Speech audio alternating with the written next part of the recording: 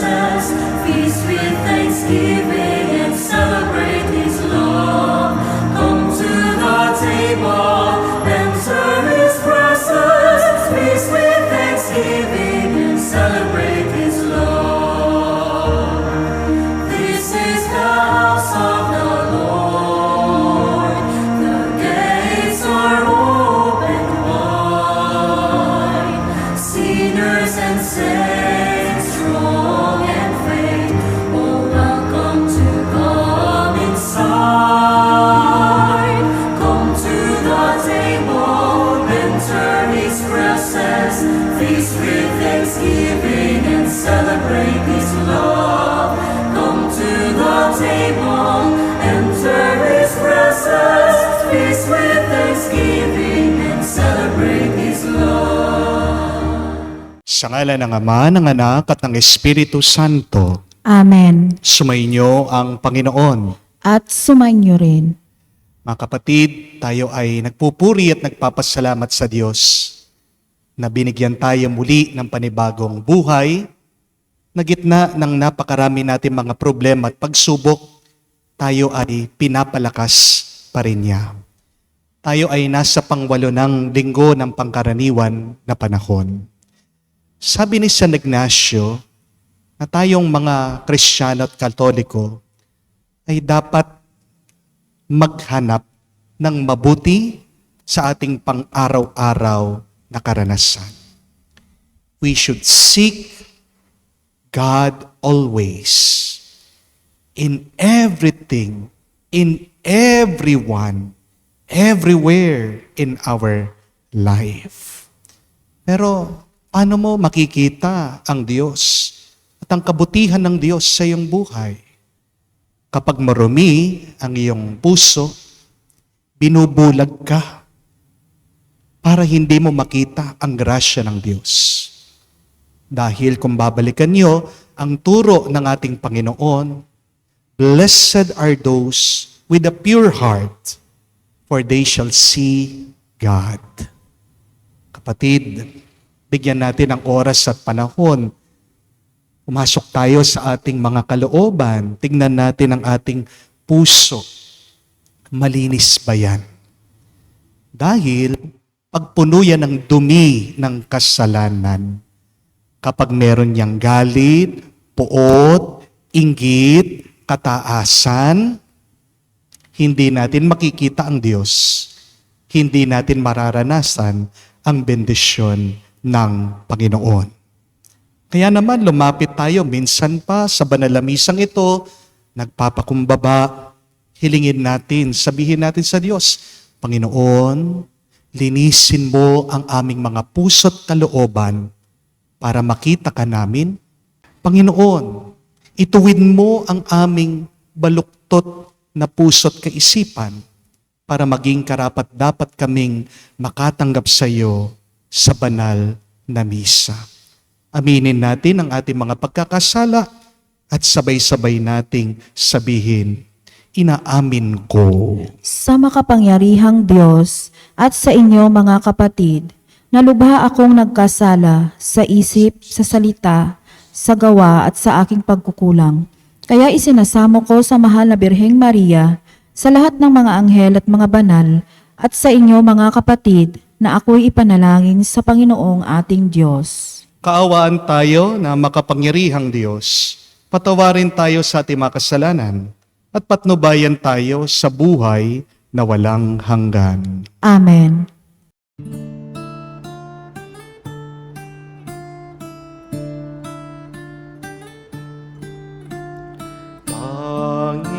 Panginoon, maawa ka. Panginoon, maawa ka.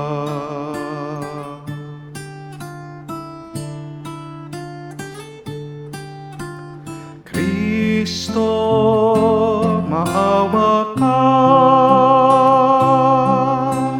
Kristo, maawa ka sa amin. Panginoon, maawa ka, Panginoon, maawa ka. Gloria in excelsis Deo.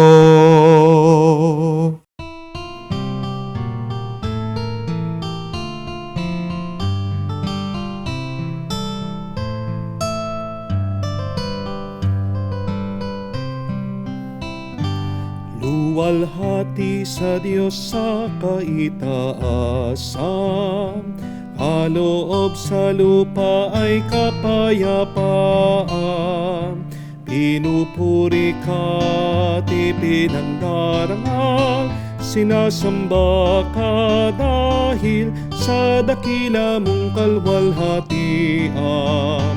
Panginoon naming Diyos, Hari ng langit, Amang makapangyarihan, Panginoong Jesucristo, buktong na anak ng Diyos, Kordero ng Ama. Ikaw na nag-aalis ng mga kasalanan ng sanlibutan. Tanggapin mo ang aming kahilingan, ikaw na naluluklok sa kanan ng Ama. Maawa ka sa amin, ikaw lamang ang banal, Panginoong Jesucristo, kasama ng Espiritu, sa luwalhati ng Ama. Amen, amen, amen, amen.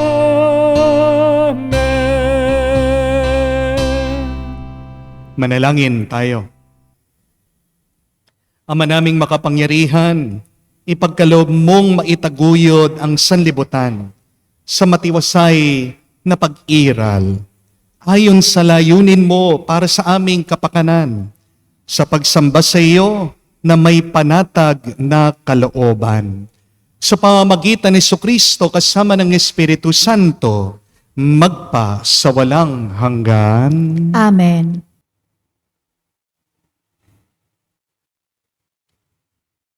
Pagbasa mula sa aklat ni Sirach.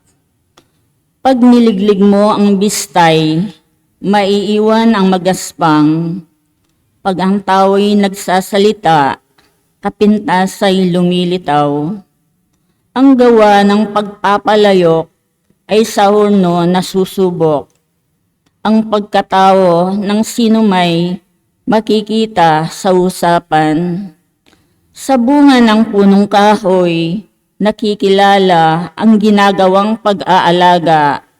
Sa pangungusap ng isang tao, damdamin niya'y nahahalata.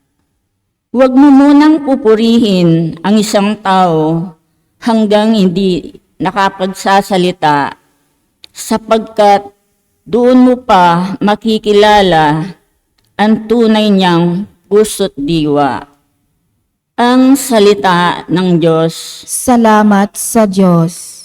Totoong kalugod-lugod ang magpasalamat sa Diyos. Totoong kalugod-lugod ang magpasalamat sa Diyos. Ang magpasalamat sa Panginoon Diyos ay mabuting bagay. Umawit na lagi, purihin ang ngalang katas-taasan. Pag-ibig niya'y wagas, dapat ihayag kung bukang liwayway. Pagsapit ng gabi, ang katapatan niya'y ihayag din naman. Totoong kalugod-lugod ang magpasalamat sa Diyos. Katulad ng palma, ang taong matuwid, tatag ang buhay. Parang mga sendro, kahoy sa Libano, lalagong mainam. Parang punong kahoy na doon natanim sa tahanan ng Diyos.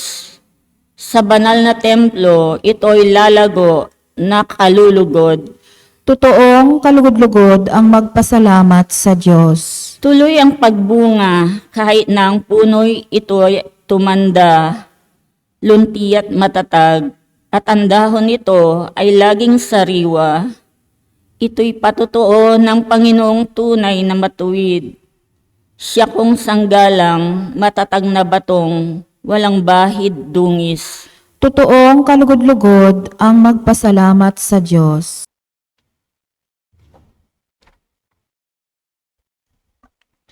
Pagbasa mula sa unang sulat ni Apostol San Pablo sa mga taga-Korinto. Mga kapatid, kapag napalitan na ng walang pagkabulok ang nabubulok at napalitan na ng walang kamatayan ang namamatay, matutupad ang nasasaad sa kasulatan. Nalupig na ang kamatayan, ganap na ang tagumpay. Nasaan, o kamatayan, ang iyong tagumpay? Nasaan, o kamatayan, ang iyong kamandag? Ang kamandag ng kamatayan ay ang kasalanan, at ang lakas ng kasalanan ay nagmumula sa kautusan. Magpasalamat tayo sa Diyos na nagbibigay sa atin ng tagumpay sa pamamagitan ng ating Panginoong Hesukristo. Kaya nga, mga kapatid, magpakatatag kayo at huwag matitinag. Magpakasipag kayo sa gawain para sa Panginoon. Yamang alam ninyong di nasasayang ang iyong pagpapagal para sa Kanya. Ang salita ng Diyos. Salamat sa Diyos.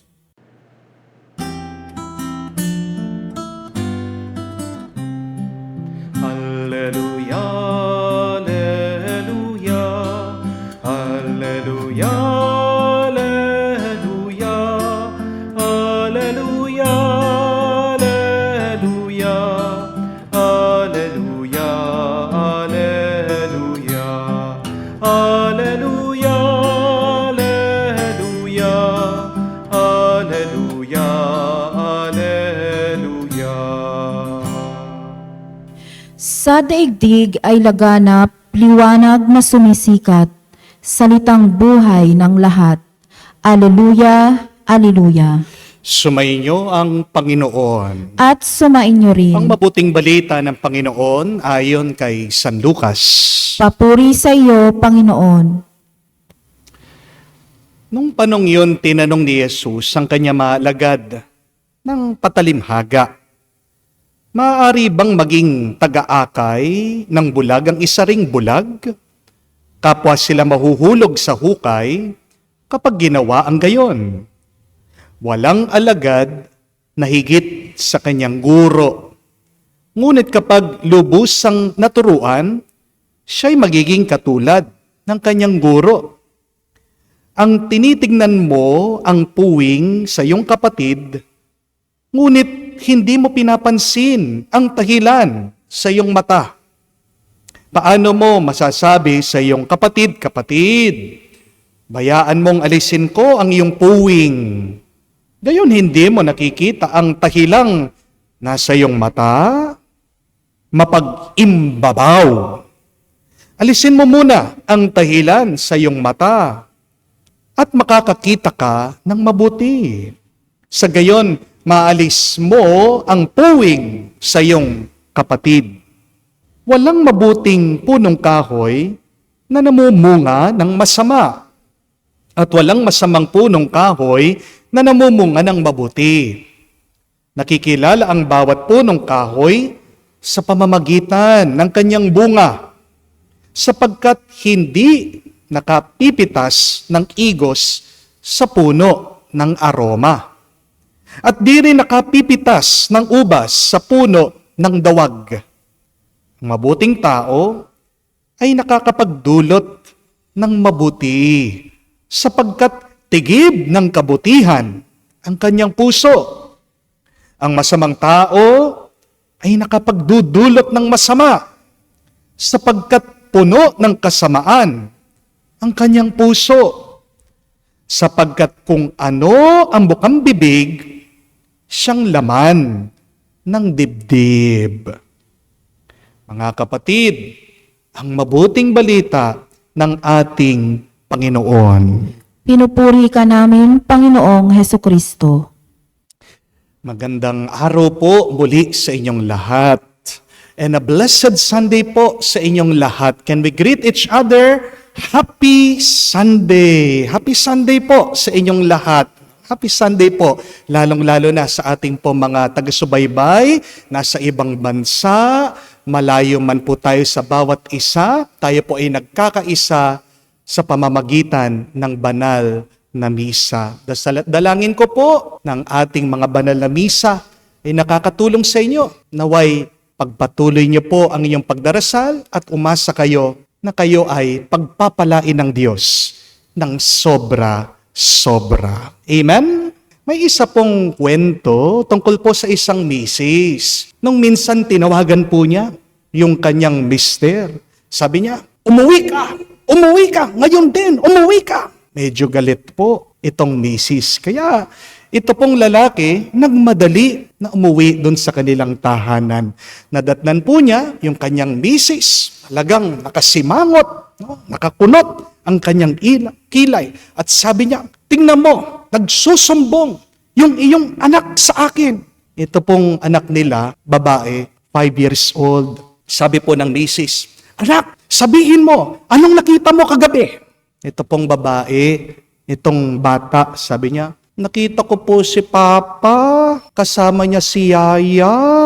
Anong ginawa nila? Sabi po ng misis. Sumagot po yung bata, nakita ko po si Papa, hinalikan po si Yaya.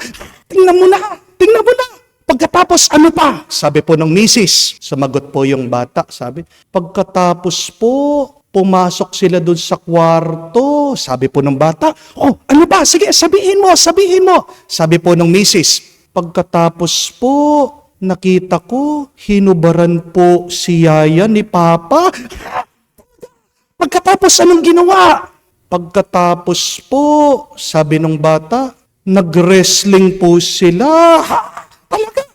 Opo, sabi ng bata, kamukha po nung ginagawa niyo mama at saka nung driver po natin. Di ba palagi kayong nagre-wrestling gabi-gabi? Sabi po ng bata. Patay. Sino po talaga ang makasalanan sa dalawa? Yung mister o yung misis? May napakaganda pong kasabihan and I want you to remember this. It says, those who find fault in others do not have any time to correct their own fault. Ayan. Ang mga palaging nakakakita, naghahanap ng mali sa iba, walang oras at panahon para ituwid nila, para ayusin ang sarili nilang kasalanan. Yan po ang pinapaalala sa atin ng Panginoong Hesukristo dito sa nabasang Ebanghelyo. Bago mo tignan ang dumi ng iba, tignan mo muna yung sarili mong dumi. Bago mo linisin yung dumi ng iba, kailangan mo munang linisin yung sarili mong dumi. Nakakatawa nga yung halimbawa ng ating Panginoon Sabi niya, bakit nakikita mo yung maliit na puwing sa mata ng iyong kapatid? Pero ang laki-laki ng troso dyan sa iyong mata. Ibig sabihin, nakikita mo pa yung maliit na pagkakamali ng iba? Ngayon ikaw ay bulag naman ang laki-laki ng iyong pagkakamali at pagkakasala. Pwede mo naman ituwid yung pagkakamali ng iba, mga kapatid. Pero ayusin mo muna ang buhay mo. Amen? Mga kapatid, isang katotohanan yan na kailangan nating tanggapin. Na kahit na anong gawin nating mabuti, kahit na tumulong tayo sa iba, kahit na pagkabait-bait mo, meron at meron talagang tao na maghahanap ng mali sa iyo. Amen? Kahit saan ka pumunta, mapabarangay, mapaopisina, sa loob ng simbahan, meron talagang mga tao na masama lang ang nakikita nila.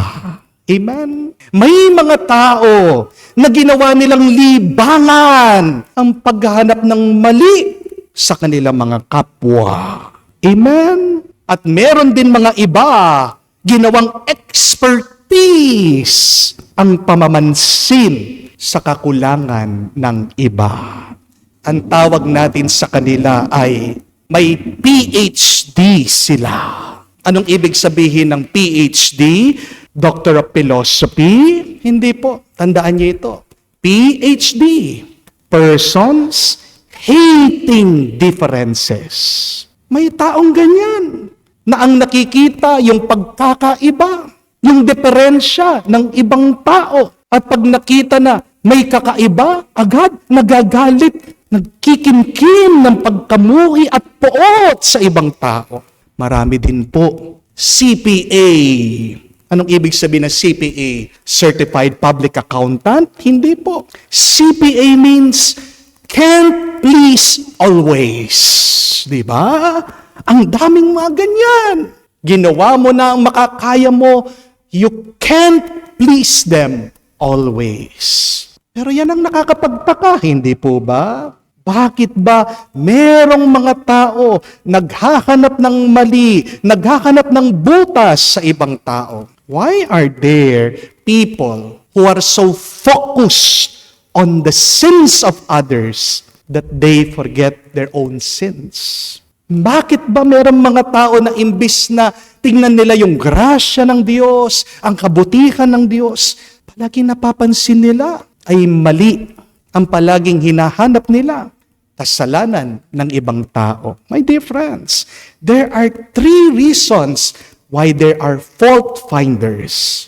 There are 3 reasons why there are people who are so centered in the sins of others. Ano ang dahilan? Bakit mayroong mga tao palaging naghahanap ng mali at kasalanan sa kanilang mga kapwa? Unang-una, mataas ang loob nila. People who find fault in others have pride in their heart. Nanonood po ako ng balita sa YouTube tungkol po kay Pope Francis. Siyempre, gusto po natin malaman kumusta na ang ating Santo Papa. Kumusta na siya? Kailan po makakalabas ang ating pinakamamahal na Santo Papa? Pero, habang nanonood po ako nitong balita sa YouTube, pumunta po ako doon sa comment section. Nagbabasa po ako. Alam niyo po, nakita ko, nakakalungkot. Ang daming mga tao, walang simpatsya. Imbis na ipagdasal ang ating Santo Papa, anong sinasabi? Ano po yung sinulat nila? Yung pong isa sabi niya, huwag niyong tatawagin na Holy Father yan. Di ba? Bawal sa Biblia na tawagin niyo ang sino man na Father. Sabi po, no?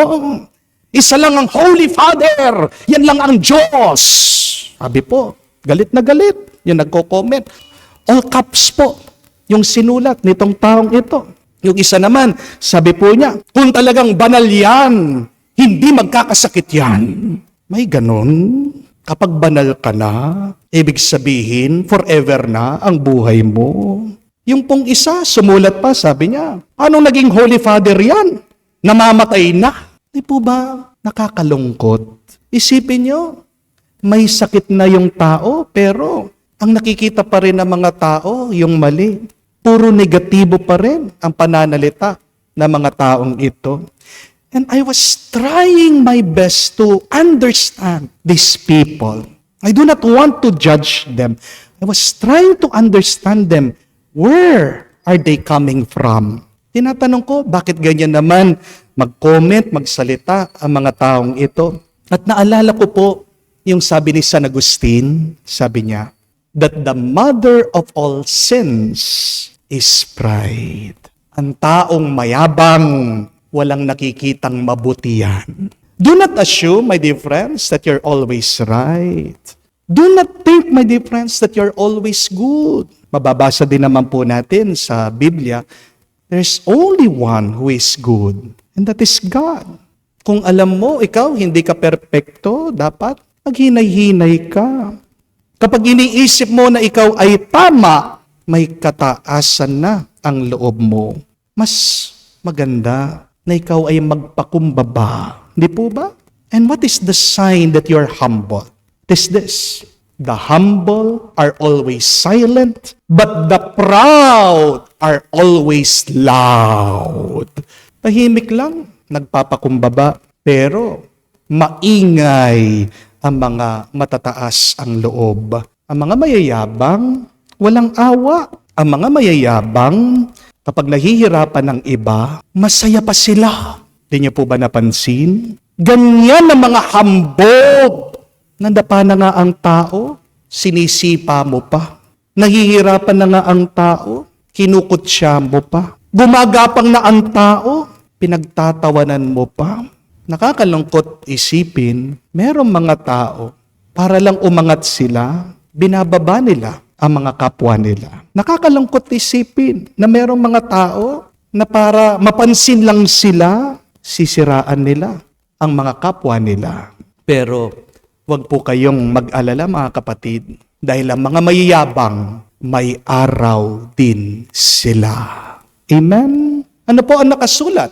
In Proverbs 26, ang ganda po, those who dig a pit for others will fall into that hole themselves. Those who roll a stone for others, the stone will roll back to them. Maghukay ka para sa iba, ikaw mismo mahuhulog ka dyan. Meron kang bato para sa iba, ikaw mismo madadaganan ka.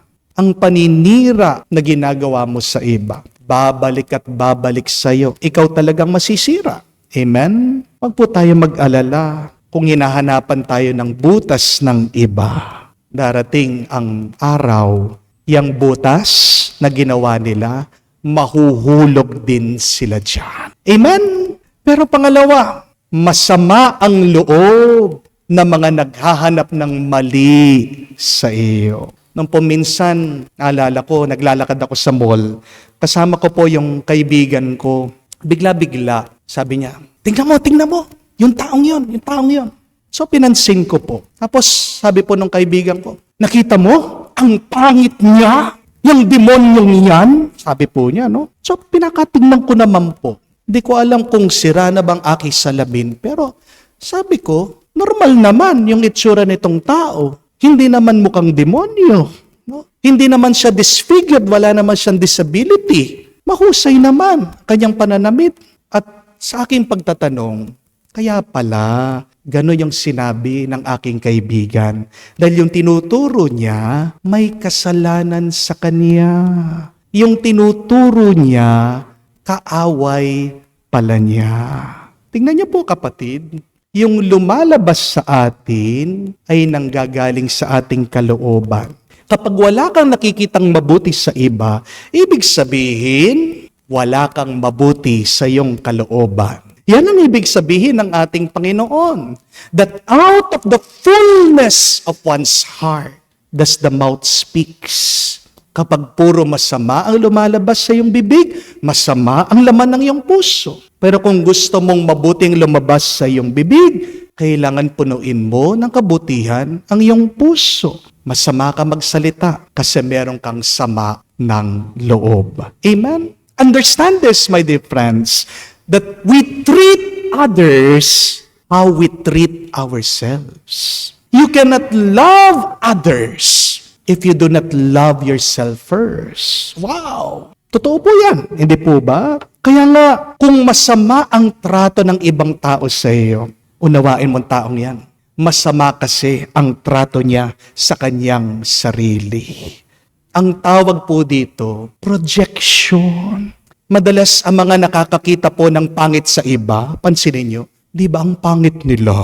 Dahil pag maganda ka, wala ka ng panahon para maghanap ng kapangitan sa ibang tao. Hindi po ba? Yung mga nagsasabing, ang bobo nyo, tingnan nyo po, pag-aralan nyo, yung taong yan, walang pinag-aralan. Dahil kung may pinag-aralan ka, pipiliin mo yung mga lumalabas sa iyong bibig. Hindi po ba? Yung mga sinasabi nilang, they're chismosa yan. Pag nalaman mo, sila pala yung pinakamalaking chismosa sa barangay. Hindi po ba? Remember, my dear friends, A bodybuilder will not criticize someone who goes to the gym. A wealthy man will not criticize a businessman for working. And a teacher will not criticize a student for learning. Ang mga masasamang magsalita madalas, naiinggit lang sila kasi wala silang magawang mabuti sa kanilang buhay. Amen? Pangatlo po, at kahuli-hulihan, walang utang na loob ang mga palaging naghahanap ng kasalanan sa iyo. May isa pong kwento tungkol sa isang guro. Nung minsan, pumasok po itong gurong ito sa kanyang klase. Sa harap ng kanyang mga estudyante, nagsulat po sa blackboard itong guro. Sabi niya, 1 plus 1 equals 2. 1 plus 2 equals 3. 1 plus 3 equals 4. And so on and so forth. No? Sunod-sunod po. Hanggang nakarating po siya dun sa 1 plus 9 equals, alam niyo po sinulat niya, 11. Nang pagkasulat po niya dun sa 11, tawanan po yung mga pupils niya, yung mga estudyante. At dito po nagsalita yung teacher. Sabi niya, tignan niyo na, kapag tama ang iyong ginagawa, tahimik yung mga tao, hindi nila masyadong pinapansin yung mabuting ginagawa mo. Pero minsan ka lang magkamali, pagtatawanan ka ng marami. Minsan ka lang magkamali, yan yung maaalala ng marami. Ganyan po ang mga tao, hindi po ba? Ganyan ang ating lipunan. Isang pagkakamali mo, isang kasalanan mo, viral ka, pinag-uusapan ka, at nakakalimutan na nila yung marami mong nagawang mabuti. Tama nga naman po, minsan maraming mga tao walang utang na loob. Kapag hindi ka na nila mapakinabangan, tinatapon ka na lang. Kaya nga, kapag merong nangungutang sa'yo, hindi po ba? Ang bango-bango mo. Malayo ka pa lang, yan nangungutang sa'yo, naglalakad. Ay, ang kanyang ngiti hanggang tenga. Pero kapag hindi mo pinautang, ikaw ang kontrabida. Ikaw ang hinahanapan ng butas. Kinekwento ka sa iba. Kesyo sinasabi, madamot ka. Kesyo sinasabing, tinulungan ka minsan, wala kang utang na loob. Kesyo sinasabi, ang iyong pera galing daw sa drugs at iligan. May katotohanan ang kasabihan. When the rain stops, the umbrella becomes useless. Ang malungkot na kwento, ang mga taong pumapansin sa mali natin, madalas, sila yung mga pinakamalapit sa atin. Hindi po ba? Kung sino yung mga ine-expect mo na dapat mahalin ka, sila yung naghahanap pa ng butas sa iyo. Sila yung mga hindi sumusuporta sa iyo. Ang kapatid, para maalis natin yung masamang ugali natin, kapag hahanap ng mali sa iba, kailangan punuin natin ng pagmamahal ang ating puso. Dahil pag puno ng pagmamahal ang iyong kalooban, uunawain mo ang mga taong naghahanap ng mali at butas sa iyo. Remember, there are people who are doing bad things because they are just having a bad day. Kapatid, tandaan mo, ang taong palagi naghahanap ng mali, may problema yan. Kasi kung wala naman siyang problema, hindi siya maghahanap ng mali sa iyo. Amen? Fault finders are broken people. And it is not our task to fix them. What is our task? What is our job? It is to love people. Subukan niyo po na ayusin niyo yung ibang tao. Di ba mag-aaway kayo? Huwag mong aayusin ang tao. Mahalin mo lang siya. Ang makakaayos sa buhay niya, ang Diyos at siya mismo. Tandaan mo, ang taong nagmamahal, hindi naghahanap ng butas. Ang taong tunay na nagmamahal, naghahanap ng paraan para punuin niya yung butas. Ang taong nagmamahal, naghahanap ng paraan para mapabuti ang taong minamahal niya. Remember that. Love does not exposes other people's fault, but true love covers the fault of people with love. Ganda po, no? Kaya mga kapatid, muli, paalaala ko po sa inyo, huwag kayong maging expert fault finders. Huwag kang maging PhD, people-hating differences. Mga kapatid, huwag ka ding maging CPA, can please always. But instead, ito po hamon ko, become an MA. Anong ibig sabihin ng MA? Master of Arts? Hindi po. MA means Master in Affection. Ulitin ko po.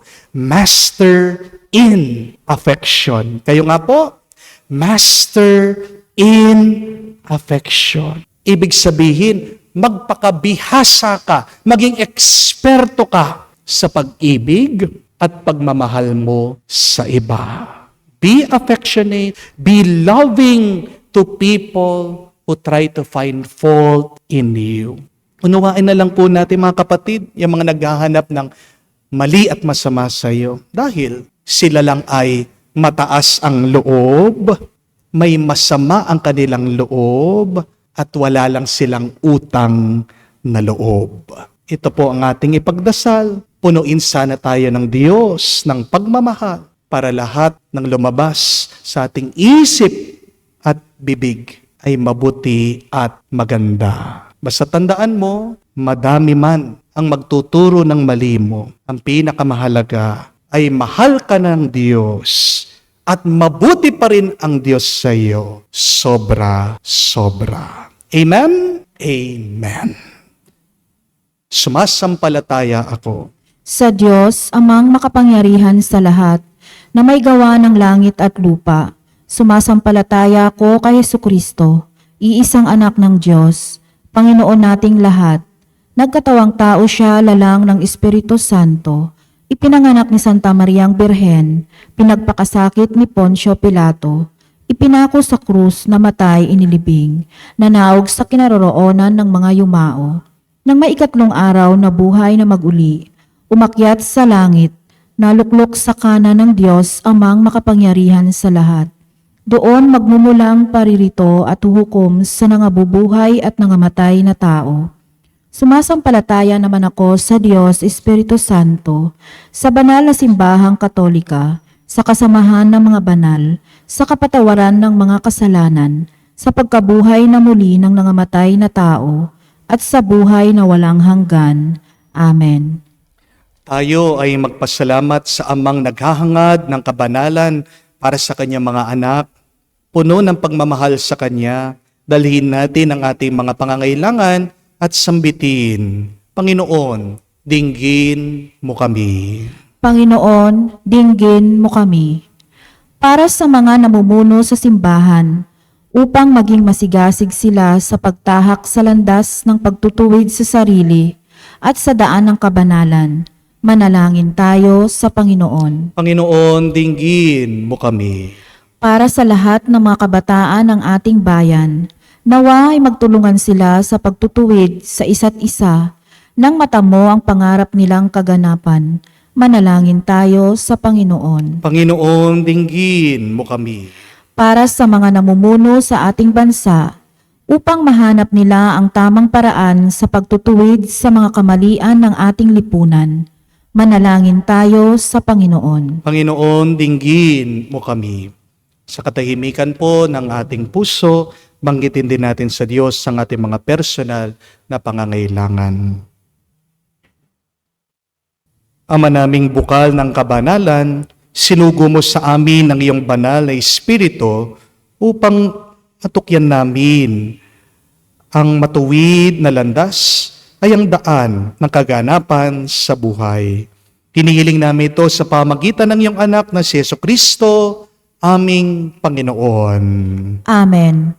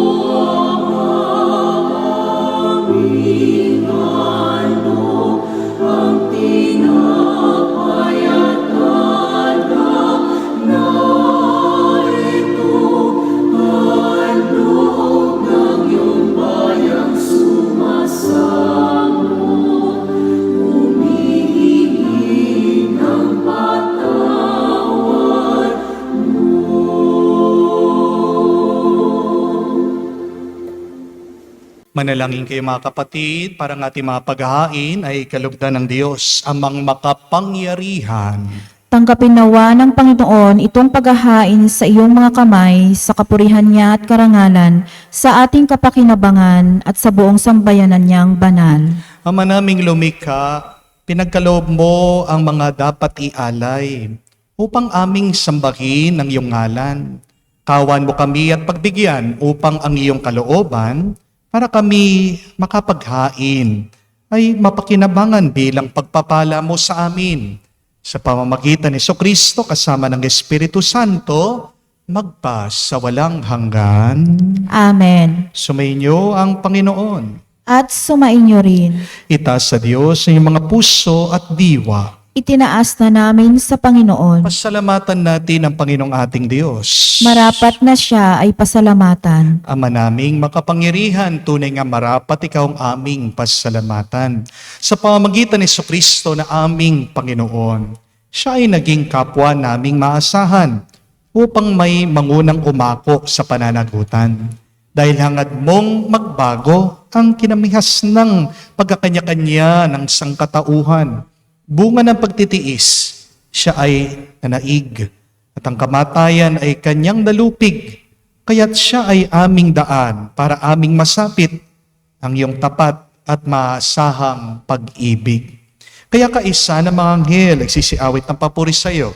Nang walang humpay sa kalangitan, kami nagbubunyi sa iyong kadakilaan.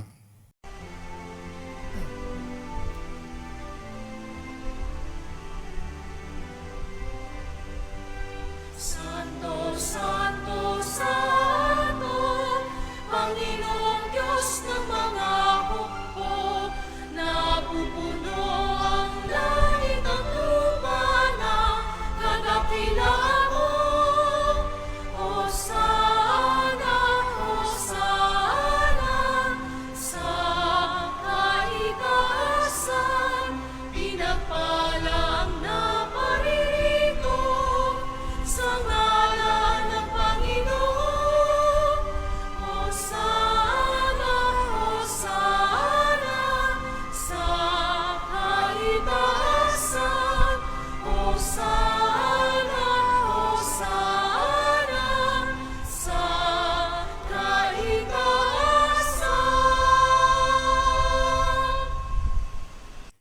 Ama naming banal, ikaw ang bukal ng tanang kabanalan, kaya't sa pamagitan ng iyong Espiritu, gawin mong banal ang makaloob na ito, upang para sa amin, maging katawan at tugo ng aming Panginoong Heso Kristo. Bago niya pinagtiis ang kusang loob na maging handog, hinawakan niyang tinapay, pinasalamatan kanya. Pinaghati-hati niya iyon, inabot sa kanya malagad at sinabi, tanggapin ninyong lahat ito at kanin. Ito ang aking katawan na ihahandog para sa inyo.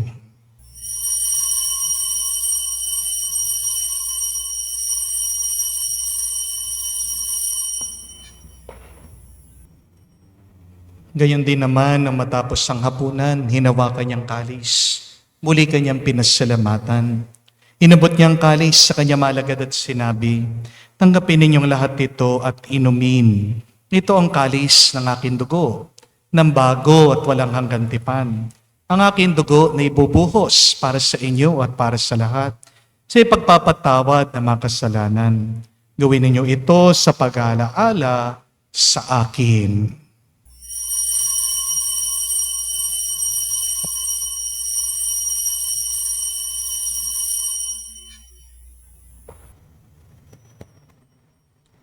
Ang misteryo ng pananampalataya.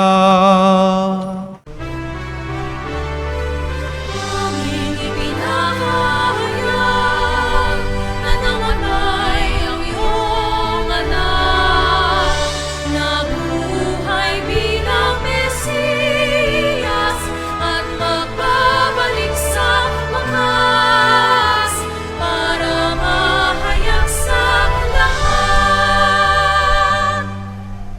Ang mga ginagawa namin ngayon ng pag-alaala sa pagkamatay muling pagkabuhay ng iyong anak. Kaya tinialay namin sa iyo ang tinapay nagbibigay buhay at ang kalis na nagkakaloob ng kaligtasan.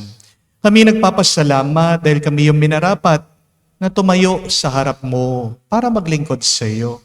Sinasamo namin kami magsalo-salo sa katawan at dugo ni Kristo ay mabuklod sa pagkakaisa sa pamamagitan ng Espiritu Santo. Amalingapin mong yung simbahan, laganap sa buong daigdig. Puspusin mo kami sa pag-ibig. Kaisa ni Francesco, aming Santo Papa, si Florentino, aming Arsobispo, at ng Tanang Kaparian. Alalahanin mo rin ang aming mga kapatid na nahimlay, may pag-asang sila'y muling mabubuhay. Gayon din naman lahat ng mga pumanaw. Kawan mo't sila't patuloyin sa iyong kaliwanagan. Kawan mo't pagindapatin kaming lahat na makasalo sa iyong buhay na walang wakas. Kaisa na mahal na Birhen Maria, Ina ng Diyos, kaisa ni San Jose, ang kanyang malwalhating esposo, kaisa ng mga apostol at lahat ng mga banal na namuhay dito sa daigdig na kalugod-lugod sa iyo, may pagdiwang naman namin ang pagpupuri sa kararangal mo sa pamamagitan ng iyong anak aming Panginoong Hesu Kristo. Sa pamamagitan ni Kristo, kasama niya at sa Kanya, ang lahat ng parangal at papuri ay sa iyo, Diyos Ama, makapangyarihan, kasama na Espiritu Santo, magpasawalang hanggan. Amen. Amen. Amen. Sa nakakagaling na utos sa turo ni Jesus sa Panginoon natin na Diyos, ipahayag natin ng lakas loob.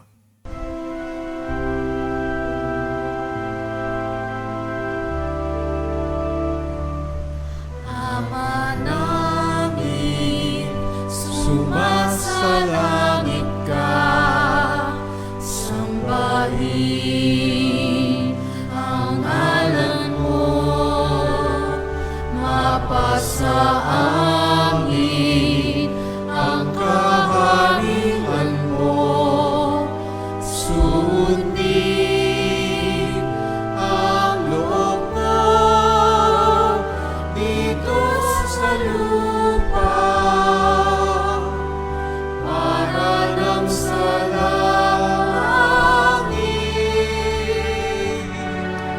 Bigyan mo kami ngayon ng aming kakanin sa araw-araw at patawarin mo kami sa aming mga sala para ng pagpapatawad namin sa nagkakasala sa amin. At huwag mo kami ipahintulot sa tukso, at iadya mo kami sa lahat ng masama. Hinihiling namin kami adya sa lahat na masama, pagkalooban ng kapayapaan araw-araw, ligtas sa kasalanan, ilayo sa lahat ng kapahamakan, samantalang aming pinanabikan ang dakilang araw ng pagpapahayag ng tagapagligtas naming si Hesu Kristo. Sapagkat iyo ang kaharian at ang kapangyarihan at ang kapurihan magpakailanman. Amen. Panginoong Hesu Kristo, sinabi mo sa mga apostol, kapayapaan ang iniiwan ko sa inyo, ang aking kapayapaan binibigay ko sa inyo. Tunghayan mo ang aming pananampalataya at huwag ang aming pagkakasala. Pagkalooban mo kami ng kapayapaan at pagkakaisa ayon sa iyong kalooban, kasama ng Espiritu Santo, magpa sa walang hanggan. Amen. Kapayapaan ng Panginoon ay laging sumainyo. At sumainyo rin. Magbigayan po tayo ng kapayapaan sa bawat isa. Peace with you po. Kapayapaan po sa inyong lahat.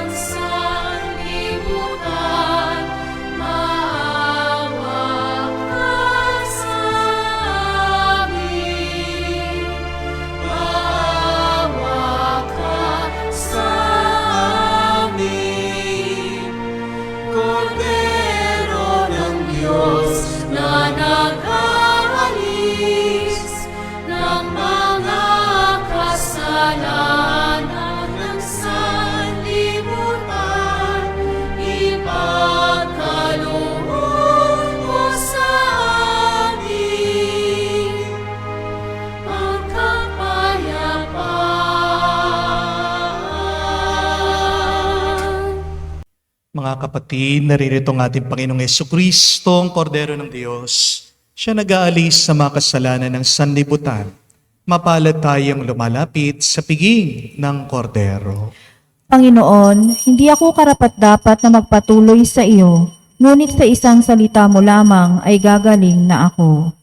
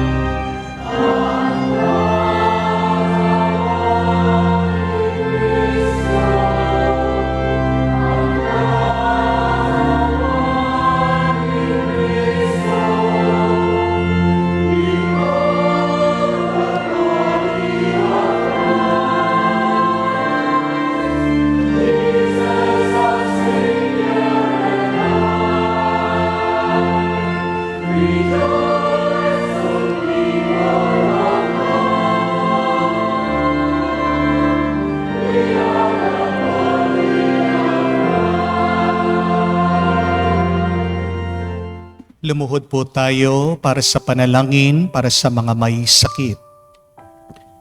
Panginoong Jesus, lumalapit po kami sa iyo ngayon upang idulog ang kagalingan ng mga may sakit. Haplusin niyo po sila at pagkalooban ng panibagong lakas upang sila ay muling makapaglingkod sa iyo. Patawarin niyo po sana sila sa kanilang mga kasalanan at pagkalooban din ng kagalingang pangkaluluwa. Sa katahimikan po ng ating puso, pagdasal po natin ng ating mga kapatid na humihiling na mabilis sa kagalingan, lalong-lalo na ang ating mahal na Santo Papa, Pope Francis. Hinihiling namin ito sa ngalan ni Kristo, aming Panginoon. Amen. Panalangin para sa mga OFW. Ama, pinapanalangin namin sa iyong natatanging kahilingan ng lahat ng mga nagtatrabaho sa ibang bansa. Tulungan mo sila bawat sandali ng kanilang buhay. Habang nasa ibang bansa, palakasin mo sila kapag pinanghihinaan sila ng kalooban. Pagalingin mo sila tuwing nagkakasakit. Aluin mo sila kapag nalulungkot sila. Ilayo mo sila sa anumang masama at kapahamakan upang magpatuloy sila lagi sa kanilang buhay. Mapahalagan nawa ng kanilang pamilya ang bawat sakripisyo nila sa ibang bansa upang wag masayang ang kanilang pagpapagal. Kaawaan at pagkalooban mo ng biyaya ang lahat ng mga OFW dahil sa iyo lamang aasa at wala ng iba pa. Ang lahat ng ito ay aming sama-samang panalangin sa ngalan ni Jesus. Amen. Banal na muka ni Jesus. Kaawaan mo kami. Manalangin tayo. Ama naming mapagmahal, kami iyong pinapakinabangan ay iyong kawan upang ang aming pinagsaluhan ay magdulot ng aming pakikilahok sa iyong buhay na hindi matatapos. Inululuhog namin ito sa pamagitan ni Jesucristo kasama ng Espiritu Santo magpa sa walang hanggan. Amen. My dear friends, I want you to remember this. People who find fault in others have a big secret.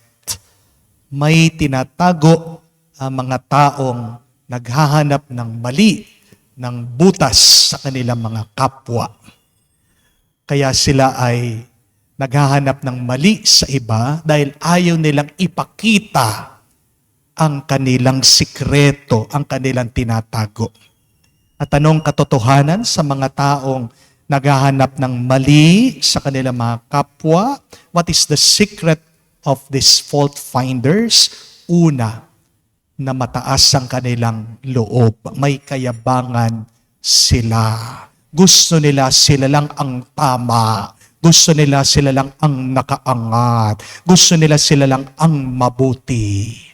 But secondly, pangalawa, ang mga tao naghahanap ng mali sa iba ay masama ang kanilang loob. May pangit na nangyayari o hindi maganda na nangyayari sa buhay nila. Unawain mo na lang sila. At pangatlo, yan yung mga taong walang utang na loob. Minsan ka lang nagkamali sa kanila, kala mo ang laki-laki na ng kasalanan mo sa kanila. Hindi po ba? Nakakalimutan nila yung marami mong ginawang kabutihan sa kanila. Pagpasensyan mo na sila. Meron talaga mga tao hindi marunong magpasalamat. Pero tandaan mo, kapag hindi ka marunong magpasalamat sa Diyos, hindi ka rin pagpapalain ng Diyos. Kaya ano ang gamot para sa mga taong ito? Hindi paghuhusga, hindi pagtutuwid sa kanila, mag-aaway lang kayo. Kung sasabihin mo, yung mali din nila. Ang pinakamagandang gawin ay pagdasal mo sila at mahalin mo sila. True love does not exposes the fault of others, but true love covers the fault of others with more love. Kaya ang assignment ko po sa inyo, imbis na tingnan nyo yung mali ng iba, ano pa kaya yung mabuti na ginagawa niya? At may pangalawa po akong assignment. Kayo, try to search your heart and your mind. Ano pa yung mga pagkakamali mo? Huwag mong hintayin ng ibang tao na magturo sa iyo ng iyong pagkakamali. Dapat araw-araw, tinitignan natin, sinusuri natin ang ating mga kalooban. Ngayon pong paparating na Wednesday ay Ash Wednesday na, March 5. Yan ay umpisa ng Kwaresma. Sana ngayon pong panahon ng Kwaresma, kayo'y makapagkumpisal. Na dito po sa ating parokya, March 6, kinabukasan, Thursday, ay meron po tayong kumpisalang bayan. 5 o'clock po ang ating misa sa darating na March 6 at 6 o'clock po ng gabi, marami po tayong mga pari na inanyayahan para po makinig ng inyong kumpisal. So please, kahit hindi po dito sa ating parokya, kahit po sa mga malalapit yung parokya, please try to receive the sacrament of confession, the sacrament of reconciliation. Para pag malinis ang iyong puso, mas makikita mo ang Diyos at mas mararanasan mo ang kanyang grasya at kabutihan. Sumainyo ang Panginoon. At sumainyo rin. Kayo basbasa ng Diyos makapangyarihan sa lahat, sa ngalan ng Ama, ng Anak, ng Espiritu Santo. Amen. Ang ating misa ay natapos na. Pumayo kayo sa kapayapaan ni Kristo. Salamat sa Diyos.